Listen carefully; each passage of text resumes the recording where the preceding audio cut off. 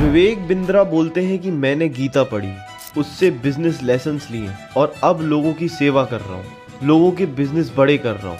यही मेरी लाइफ का मिशन है। पर असली मिशन है पैसा बनाना, अपने आप को बड़ा दिखाना जिससे और पैसा बने, लोगों को मैनिपुलेट करके बेवकूफ़ बनाना जिससे और पैसा बने। इनसे दर्शन प्रोडक्शन के कुछ पर्सनल रिलेशंस भी हैं जो इनके असली नेचर को समझने में मदद करते हैं, जो है और पैसे बने।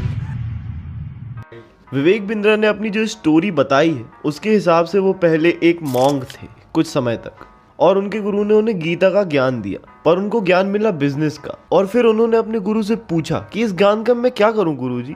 तो गुरुजी ने कहा कि जाओ इसे जाके पूरी दुनिया में फैला दो।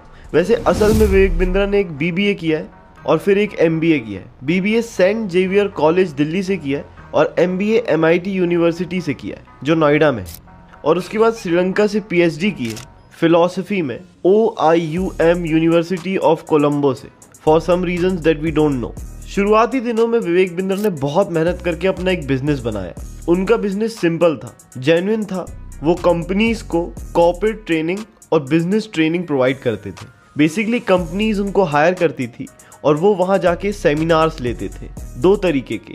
एक जिसमें वो बेसिकली एम्प्लॉयज़ को मोटिवेट करते थे to do things with passion, and दूसरा जहां वो लोगों को मोटिवेट करते थे, कहानियां सुनाते थे, ज्ञान देते थे। फिर जिसने उनको बुलाया है वो अपना काम कर जाता था। फॉर एग्जाम्पल MLM कंपनीज उनको बुला के बोलती थी कि इस ऑडियंस को मोटिवेट करो, और ये वही कर देते थे।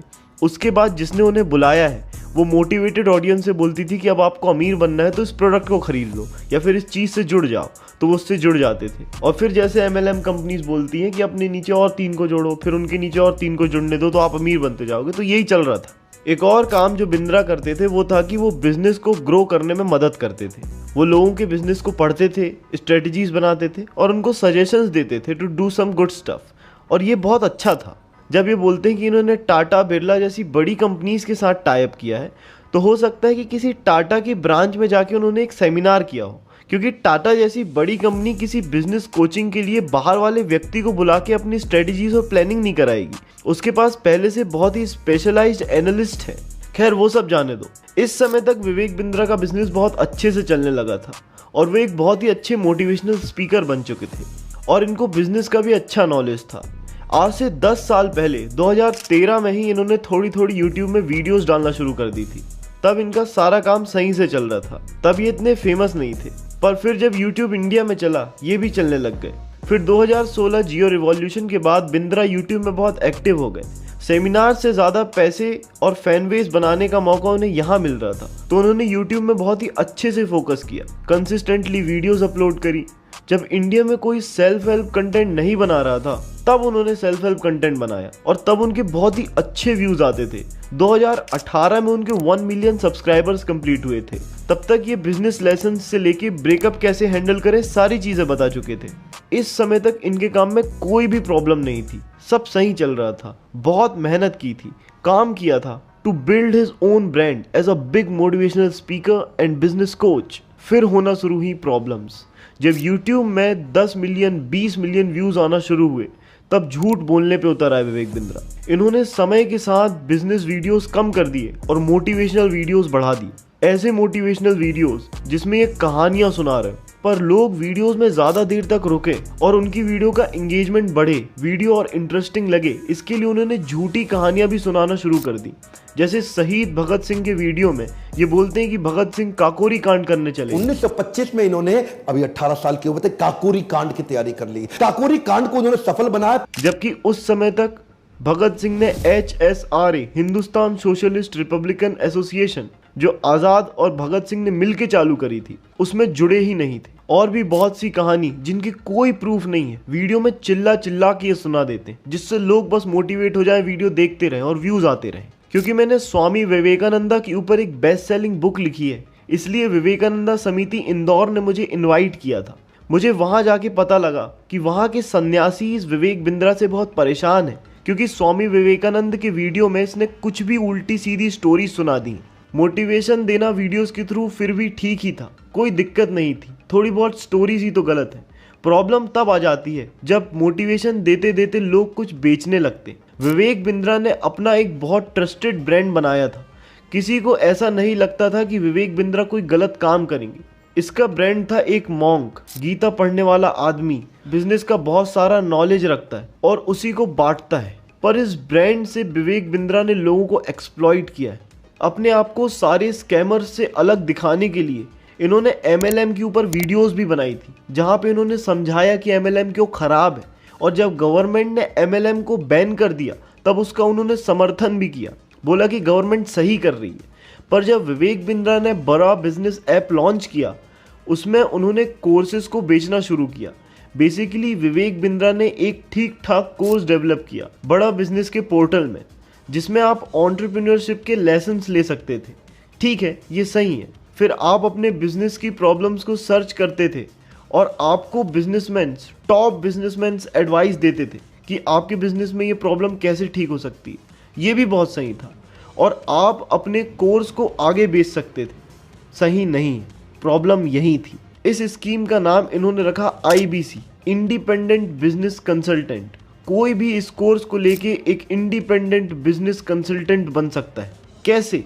सबसे पहले इन प्लान्स को आप ज्वाइन करेंगे, फिर आपके पास कोर्स है, उसको आप किसी को बेच दोगे तो आपको कमीशन मिलेगा, और जिसको बेचोगे वो किसी को बेचेगा तो भी आपको कमीशन मिलेगा, और ऐसे मिलते रहेगा। कमाल की बात तो यह है कि इसको प्रमोट करने के लिए विवेक बिंद्रा का कोई पैसा नहीं लगा। उनकी ऑडियंस जो उन पे बहुत ट्रस्ट करती थी, बस उसे एक्सप्लॉइट करना पड़ा। प्रॉब्लम है कि MLM को सरकार ने बैन कर दिया है। MLM वाले लोगों को एक झूठा सपना देते थे कि आप बहुत पैसे कमा लोगे, बस अपने नीचे लोग जोड़ लो और उनसे बोलो कि वो अपने नीचे लोग जोड़ ले। उसमें बेसिकली सब के सब एक डिस्ट्रीब्यूटर ही थे, कोई कस्टमर था ही नहीं। किसी को कुछ क्लियर नहीं था कि वो कर क्या रहा है। बस जो लोग सबसे ऊपर थे वो लोग प्रॉफिट जनरेट करते जाते थे और किसी को कुछ नहीं मिलता था। जब ये बैन हो गया तो लोगों ने इसे डायरेक्ट सेलिंग के नाम से करना शुरू कर दिया। बोलने लगे हमारे पास एक प्रोडक्ट है जो मार्केट में कहीं नहीं है, या फिर कुछ 50-100 प्रोडक्ट की एक किट लोगों को देने लगे और बोलने लगे कि इस किट को आगे किसी को बेच दो और उससे बोलो कि इस किट को आगे किसी को बेच दे।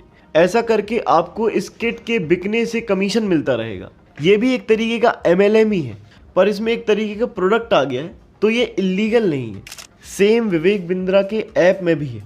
आपके पास एक कोर्स है जिसको चलो आपने सीख लिया, मान लेते हैं। किसे पता कितने लोगों ने बिजनेस के गुप्त ज्ञान को लिया जो कहीं नहीं है, सिर्फ इस ऐप में ही है। और फिर उसके बाद इन्होंने सबको सपने दिखाए कि आप लाखों कमा सकते हैं। आज आपको कुछ IBC से मिलवाता हूं। 20 साल का, 22 साल का, 23 साल का लड़का आसानी से हमारे साथ 10 लाख, 15 लाख, 20 लाख, 25 लाख, 50 लाख तक का रेवेन्यू कर रहा है। कैसे? बस इसे अपने दोस्तों को बेच दो और उसे बोलो कि वो आगे बेच दे। सबको बिजनेस का ज्ञान भी मिल जाएगा और सब इसे बेच के अमीर भी बन जाएंगे।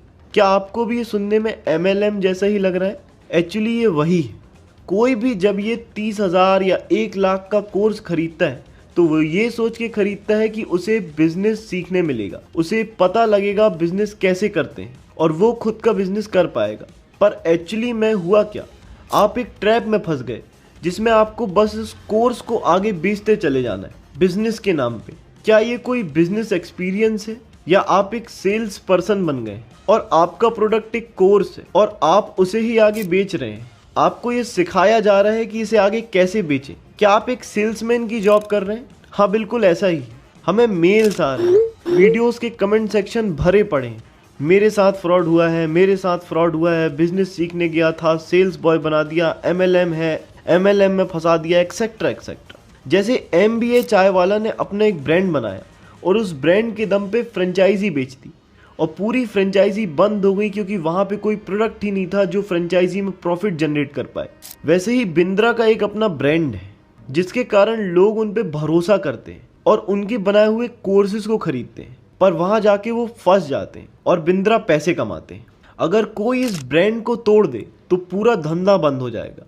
इसलिए बिंद्रा अपने ब्रांड को प्रोटेक्ट करने के लिए बहुत कुछ करते हैं। जैसे उन्होंने दर्शन प्रोडक्शन को एक लीगल नोटिस भेजा था। कुछ समय पहले की बात है, बिंद्रा का अपनी बीवी के साथ कोर्ट में केस चल रहा था क्योंकि इनकी बीवी ने कंप्लेन की थी कि उनको विवेक बिंद्रा से जान का खतरा है। आप उनका इंटरव्यू देख सकते हो, वो उनकी पर्सनल लाइफ है, उसे छोड़ो।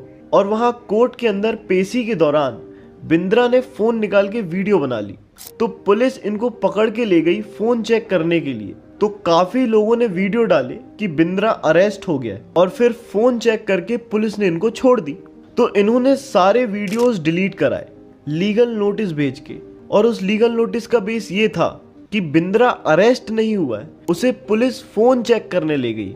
इसे गलत इंफॉर्मेशन बोल के पूरे के पूरे वीडियोस को डिलीट कराया गया, जिसमें लल्लन टॉप जैसे न्यूज चैनल्स का वीडियो भी शामिल था। हमें भी लीगल नोटिस आया था और हमने वीडियो डिलीट की। बात यह है कि वैसे तो सेलिब्रिटीज के बारे में बहुत सारी फेक न्यूज और उल्टी सीधी बातें बाहर आती रहती, पर कोई ऐसे लीगल नोटिस थोड़ी भेजता है जब तक कुछ बहुत सीरियस ना हो। तो विवेक बिंद्रा ने ऐसा क्यों किया? क्योंकि बात सीधी है, ब्रांड इमेज खराब हुई, उससे लोग कोर्स नहीं लेंगे, अगर लोग कोर्स नहीं लेंगे तो उससे धंधा बंद हो जाएगा, पैसे नहीं आएंगे।